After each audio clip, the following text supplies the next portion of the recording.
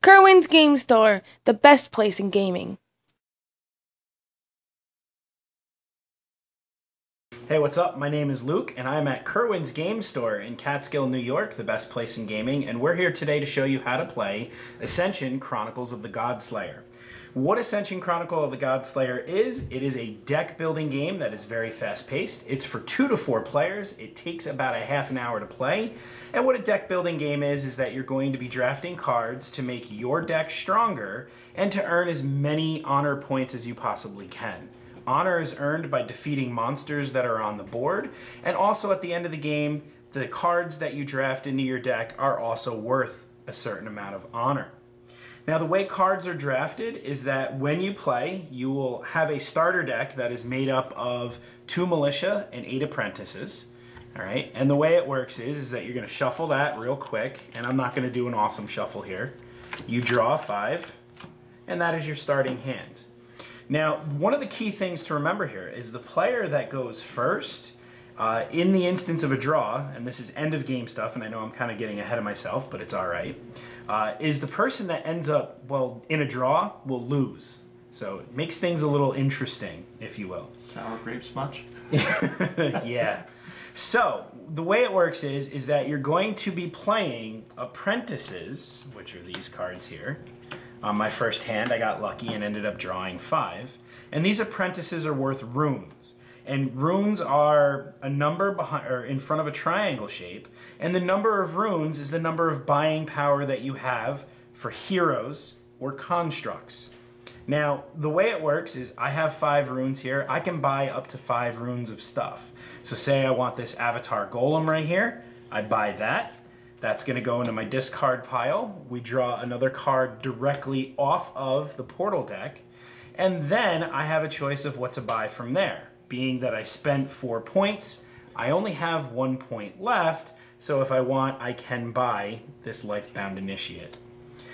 If you see that there's nothing on the table, or as they like to call the center row, that you can buy, you always have the option of buying a Mystic or buying a Heavy Infantry. And these are available for everyone to buy at any time.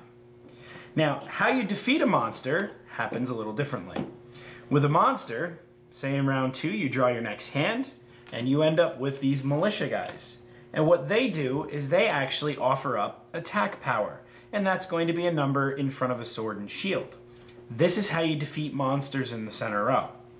Now, you'll notice I can't defeat any of the monsters in the center row because, well, Samael's Trickster needs 3 attack, the Corrosive Widow 4, and Avatar of the Fallen, the big boss of the game, if you will, is at 7.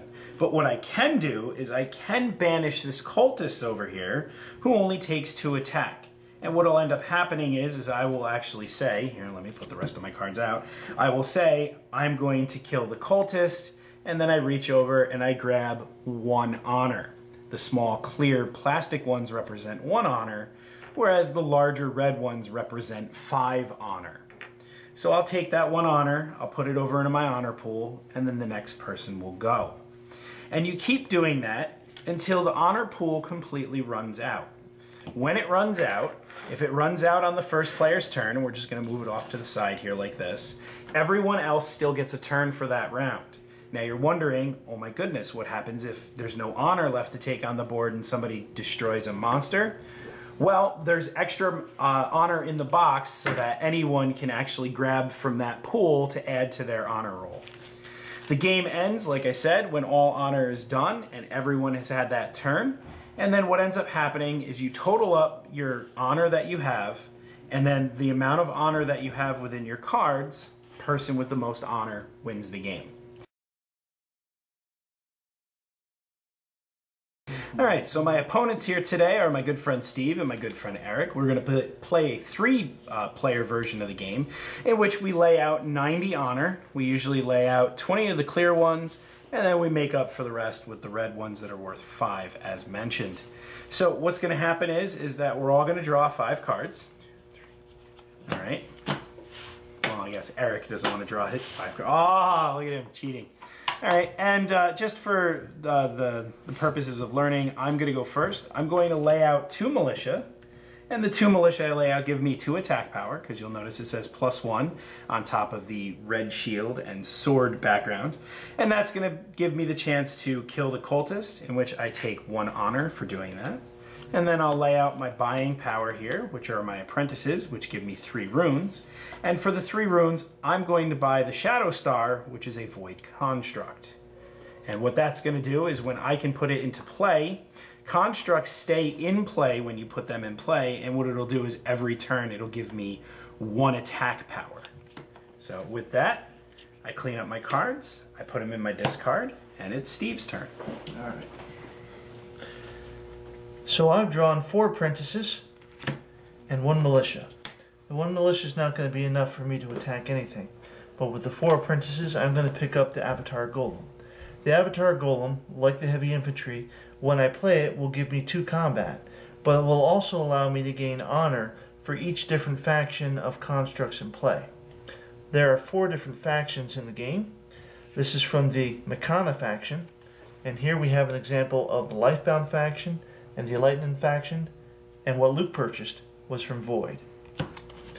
Everything goes to my discard pile.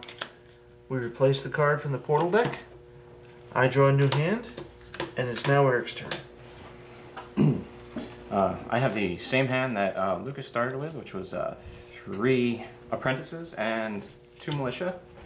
I will use my 2 militia to kill a cultist for 1 honor, and I will use 2 of the apprentices to purchase a heavy infantry, and my last one to purchase the initiate, and I'm not even going to try to pronounce that. Arha. He gives you the ability when you play him to draw an extra card. And then Eric passes it off to me. My last 5 cards from my starter deck are in my hand. And lucky enough, I end up with all 5 apprentices, giving me quite a bit of buying power. In this case, I'm going to buy the Runic Lycanthrope, which is actually going to give me 2 runes, like a Mystic would. And also, if I played another Lifebound Initiate this turn, or another Lifebound creature this turn, it would give me 2 attack power. Now, mind you, this refills as soon as a card is drawn from the center deck, or drafted from the center deck, excuse me. And then I still have 2 runes to work with, so I'm actually going to get the Temple Librarian as well. Being that I no longer have a draw deck, I take all my discards, I shuffle them up, and then I draw a new hand of 5, and I actually let my opponent Steve go. Alright. My hand is the same as last time because every starting deck is the same. Every starting deck has 8 apprentices and 2 militia, and because I drew 4 apprentices and 1 militia, that means that my remaining hand is going to be exactly the same. In this case, I'm going to purchase the, and I cannot pronounce Yggdrasil for the life of me, Yggdrasil staff? I'm going to purchase it because, in part, because it's a construct, and when a construct is put into play from your hand, it stays in play. It doesn't go to your discard like a hero would. Also, because while it's in play, once per turn it will give me extra combat, or once per turn, I can also spend 4 runes to gain 3 honor from the honor pool over here. Once again, my 1 militia is not enough to kill anything, so that just goes to my discard pile. And now I reshuffle and draw, and hopefully maybe get some of those new cards that I purchased over the last 2 turns. Alright, the last of my cards are 5 apprentices,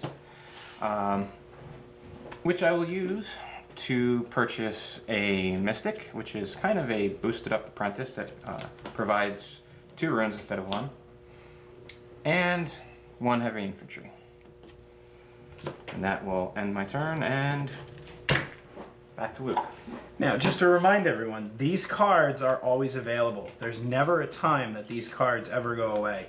It even says in the rulebook that if you run out of them, which is very unlikely, that you can actually put something in its place to remind you that that's actually a Mystic. But I have yet to see a game in which we ever run out of Mystics or heavy infantry. So, my turn again. Now, in this case, I'm actually going to put out my construct, that Shadow Star that I bought 2 turns ago. And as Steve mentioned, that will stay there until something ends up causing it to go away. From there, I'm going to play my Runic Lycanthrope, which gives me 2 runes. And then I have 3 apprentices for a total of 5 runes. Now, we have something interesting going on here in the center row in which we have a lot of monsters. Now, I didn't want to get too much into the gory details of how to buy stuff and whatnot because this is a very tactical game, but in this case, I'm going to buy the heavy infantry, and then I'm also going to buy a mystic, and that's my 5 runes and my turn. Unfortunately, I haven't drawn any of the new cards that I've purchased, but I did get a hand of 5 apprentices, which is always pretty good in the early game. Now, I don't have the options of buying a heck of a lot that I want because we got a row that filled up with monsters. So at this point, I'm going to concentrate on building up my combat so maybe we can clear some of these monsters and bring in some of the other cards that'll be more useful to me towards winning the game. I'm going to start by purchasing 2 heavy infantry, which cost 2 runes each. And then with the last rune, I'm going to purchase the Lifebound Initiate, which will gain me 1 rune and 1 honor when played. Now, if I were smart, I actually would have done that in reverse, because the Lifebound Initiate is inexpensive. I would have been able to clear the spot and maybe draw something more useful than the 2 heavy infantry to fill in, and then buy that instead. But such is life.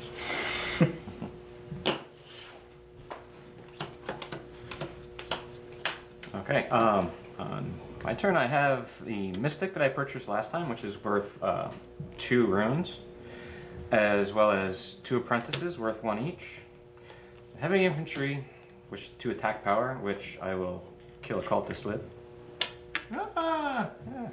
And my last card is the R Initiate, which allows me to draw another card from my draw pile and add it in, which is another apprentice. So I have a total of 5 runes, which is not enough to buy the only thing out here to change all of the horrible monsters that we're trying to deal with now. So I will purchase a Mystic and a Heavy Infantry, which will end my turn. Now, we'll continue playing until our honor pool has run out. Now, say because I'm the starting player, I'm the one that finished out, or basically took the last honor, play would continue, Steve and Eric, so that they have the same number of turns that I've had, and any honor that is needed from any monsters that they kill will actually be gained from the box as the game comes with plenty of extra honor. And then at the end of the game, when everyone is done, what we'll do is we'll end up tallying up how much honor that we have, both in physical form and within our cards, because as mentioned in earlier of the Learn to Play, is that on the bottom left is a number of how much honor that card is worth. And the person with the most honor wins the game. I hope you enjoyed this issue of Learn How to Play, Ascension, Chronicle of the Godslayer. If you have any questions and you are in the Catskill area, come check us out at Kirwan's Game Store. Usually on Sundays, myself, Steve, and Eric will be here, and we'll have no problem teaching you how to play the game in person. Hopefully you enjoyed, and we'll catch you next time. Bye.